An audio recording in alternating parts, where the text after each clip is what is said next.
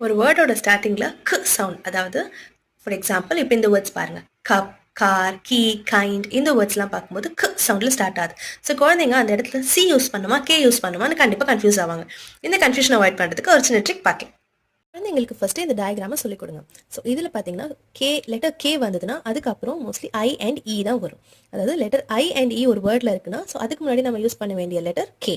அதுவே ஏ, ஓ, யூ இல்லைனா ஒரு கான்ஸ்டன்ட் வரும்போது அந்த வேர்டில் வந்து இந்த லெட்டர்ஸ்க்கு முன்னாடி வர வேண்டிய லெட்டர் சி. ஸோ இந்த டயக்ராமை ஃபஸ்ட்டு உங்களுக்கு சொல்லி கொடுத்துட்டிங்கன்னா இந்த வேர்ட்ஸ் அவங்களுக்கு ஃபில் பண்ணுறதுக்கு ஈஸியாக இருக்கும். ஸோ இந்த வேர்ட் பாருங்கள், இப்போ இங்கே ஏ வந்திருக்கு, ஸோ இதுக்கு முன்னாடி யூஸ் பண்ண வேண்டிய லெட்டர் சி.